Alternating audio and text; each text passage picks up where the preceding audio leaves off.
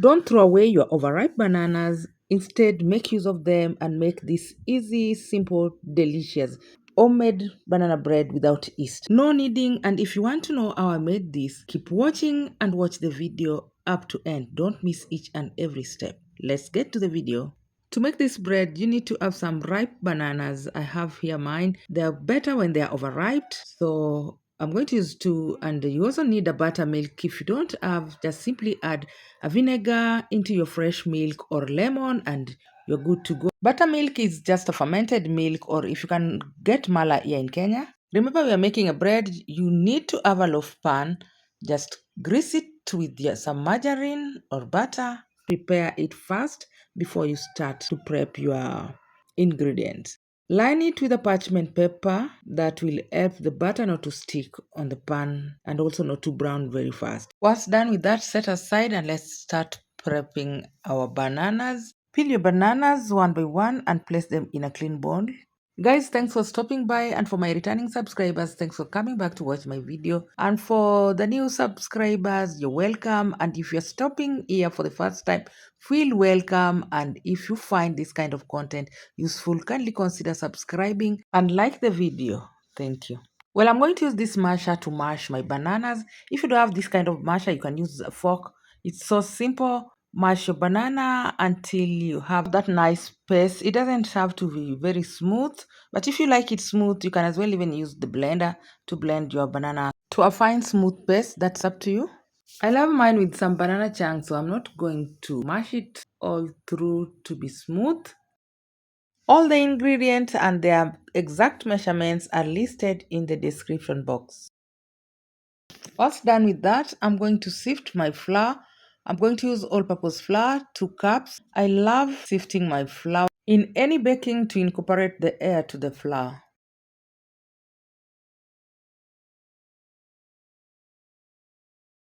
Adding 1 teaspoon baking powder to the flour and added a baking soda too.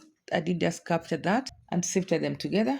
I'm gonna spice it up with some cinnamon and ginger powder. Mix all the dry ingredients together. Give it a good mix, then set aside.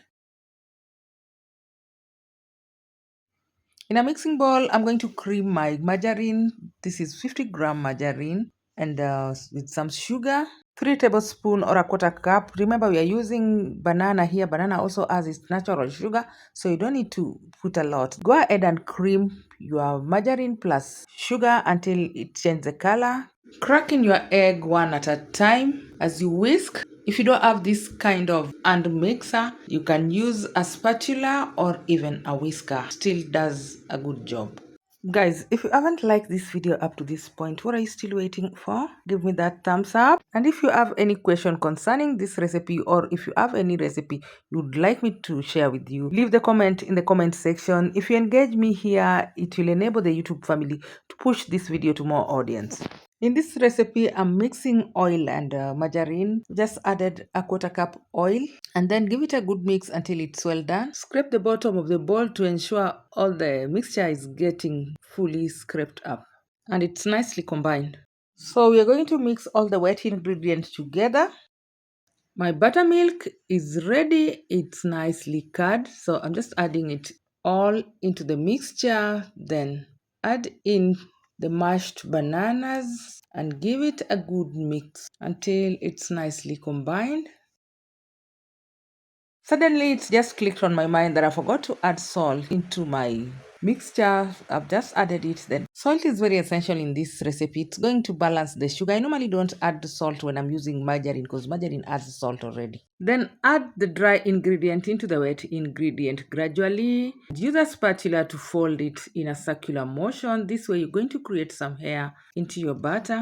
And don't overwork the batter, just fold it until it's just combined. By the way, banana bread and banana cake is almost the same. Banana bread is a quick bread, almost like cake, and unlike regular breads, it doesn't need time to rise. Baking powder and baking soda is what makes it rise so quickly. Unlike regular bread, whereby you use yeast and also knead the dough, this one is so simple and very quick. And no time to rest. I hope by this time you've given me a thumbs up, and if you haven't subscribed, don't forget to subscribe.